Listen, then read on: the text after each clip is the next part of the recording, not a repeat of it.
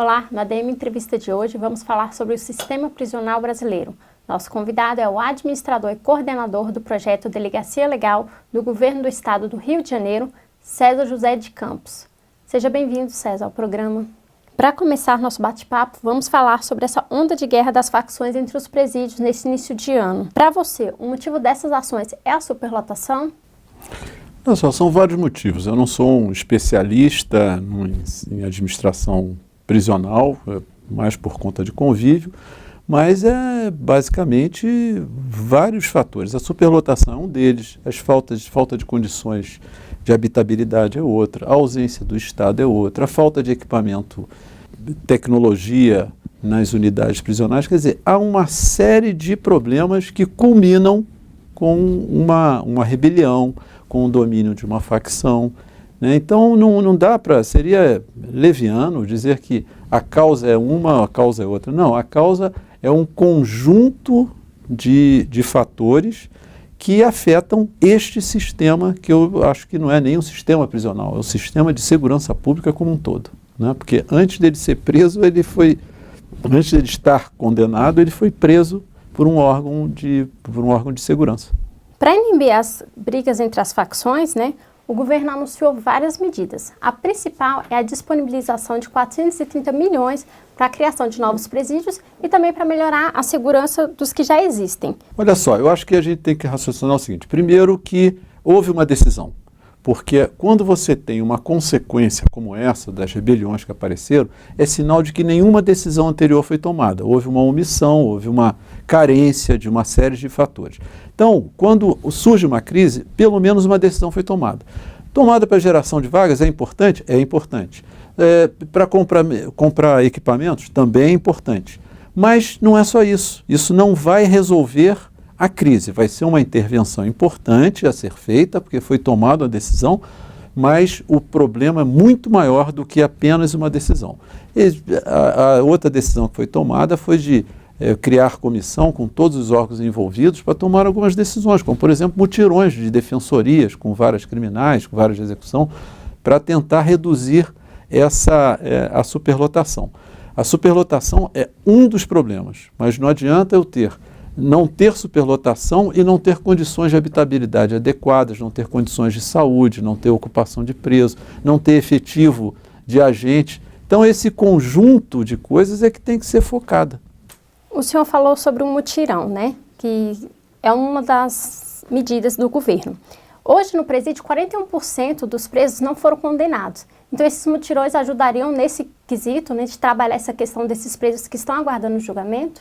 Lógico, você imagina o seguinte, quando o judiciário tem como uma das características uma amorosidade no julgamento do processo, enquanto há essa amorosidade, há alguém aguardando uma decisão que está dentro de uma unidade prisional, né? Essa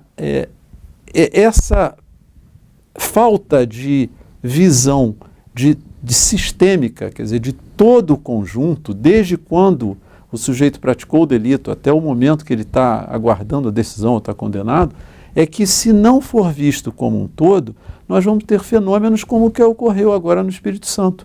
O governador do Espírito Santo investiu muito em unidades prisionais por conta de uma crise de 2005 que ele teve lá e construiu acho que mais de 15 cadeias nesse período, e hoje ele está com um problema sério na segurança pública que caiu no colo dele da pior forma que poderia ter acontecido. A crise no presídio ela já é de anos, né? Mas esse ano nós tivemos evento em Manaus, logo em seguida em Rio Grande do Norte, Rondônia, no Paraná. O senhor acredita que o fato de ter ocorrido em Manaus incentivou para que os outros presos dos outros estados também fizessem rebeliões? Olha só, eu acho que o caso, eu não vejo assim uma crise nacional como se todos os presídios brasileiros estivessem quase a ponto de ter rebeliões. O quadro é muito mais complexo, são mais variáveis. A forma de operar, a quantidade de agentes, o tipo de atividade que tem, o nível de superlotação, as condições. Uma coisa é você estar numa unidade prisional superlotada sem condições de habitabilidade e outra que tem condições de habitabilidade, mudam as condições. Então eu acho que o caso de Manaus, para mim, é um problema muito bem situado, assim. Inclusive são presídios terceirizados, que é considerado, inclusive, uma modernidade nesse setor, a terceirização de presídios. Mas tem que se ver o seguinte, que tipo de contrato, como é que um presídio terceirizado pode estar superlotado? Isso é contra a lógica da terceirização de unidades prisionais. Então, é um problema local, porque na maior parte do Brasil não tem presídios terceirizados e muito menos com o mesmo grau de superlotação ou com deficiências semelhantes. Agora, a forma como se divulgam esses eventos é que há que se pensar. Eu acho que os meios de comunicação têm que parar e pensar com muito cuidado que ao divulgar para uma sociedade que não está privada da liberdade, não é a mesma coisa de divulgar esse mesmo fato para quem está privado da liberdade. E todos assistem a mesma coisa.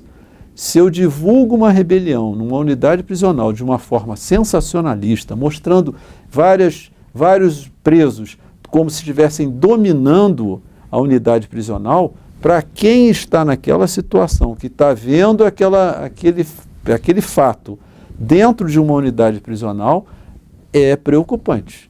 Nesse sentido. O que influencia também é a forma que a mídia disponibiliza a informação. Ficou como sendo noticiado como um grande evento, como um acontecimento. Aquilo é traumático, aquilo é barbárie. Você vê 200, 300 homens armados com facões, uns querendo matar os outros, uns degolando os outros. Isso não é imagem para uma mídia, vamos dizer assim, de bom nível, vamos dizer assim. E, ao mesmo tempo, milhares de pessoas, nós temos no sistema prisional, no Brasil hoje, mais de 600 mil presos. 600 mil pessoas assistiram também àquela mesma notícia. Agora, nós que não estamos privados da liberdade, estamos em outras condições, recebemos essa notícia de uma forma, mas quem está privado da liberdade recebe de outra e até como uma forma de estímulo. E como uma boa gestão, ela pode contribuir para pôr um fim nessa crise prisional, uma vez que o governo não está conseguindo controlar esses presos que estão sob sua custódia? Eu, mais uma vez, afirmo que eu não vejo problema na crise prisional. Eu vejo um problema no sistema de segurança como um todo, em que a questão prisional é uma parte, é um subsistema disso. E aí, enquanto os governos não olharem isso de uma forma sistêmica, em que tem que cuidar das polícias, tem que cuidar da justiça, tem que cuidar do sistema prisional, nós vamos ficar na mesma situação, resolvendo um problema numa ponta e tendo problemas em outra. O exemplo do Espírito Santo, com certeza, vai gerar uma série de estudos, uma série de análises, porque o fato do Espírito Santo é muito grave, mas é muito grave mesmo, porque você tem uma atitude da organização policial inaceitável. Por mais que eles tenham direito às reivindicações, é inaceitável que uma organização policial abra mão não dê, né, qualquer tipo de segurança à sociedade. Eles são fruto de um mandato que a sociedade lhe dá para fazerem segurança. Então, quando eles negam qualquer tipo de segurança, eles estão passando por cima de um direito deles, que esse mandato não é deles. Esse mandato é dado pela sociedade, que merece ter as mínimas condições de segurança. Por isso que é inaceitável essa postura. Como também é inaceitável o governo do Estado, do Espírito Santo, ficar 7 anos virado de costas para as reivindicações que os policiais apresentaram justamente. Então, é por isso que eu disse, se não olhar de uma forma sistêmica, você vai resolver o problema prisional, em parte, vai resolver aparentemente, porque o problema é muito mais complexo, porque envolve todas essas instituições que fazem com que a pessoa que pratica um delito acabe numa prisão. Ele passa por uma série de subsistemas. E a boa gestão, como administrador, eu não consigo ver o problema prisional do sistema penitenciário brasileiro como sendo um problema à parte do conjunto da segurança pública. César, agora alguns especialistas eles falam muito, né, que uma das medidas para reduzir a criminalidade é o investimento em políticas sociais. O senhor concorda e por quê? Bom, eu não posso discordar disso, porque lógico que isso faz um bem. Investimento em políticas sociais, lógico, faz um bem. Agora, não é só isso, você tem várias outras coisas. Esse cuidado que a gente tem que tomar com o sistema de segurança pública não está dentro de uma política social, mas está dentro de um processo de gestão com racionalidade e com eficiência, né? Eu estava até citando que tem alguns países europeus que estão em crise e que, no entanto, os serviços públicos funcionam, né? O fato de você estar em crise econômica não justifica a rua ficar suja, ficar pouco limpa, ou a saúde ficar ruim, ou a educação ser ruim.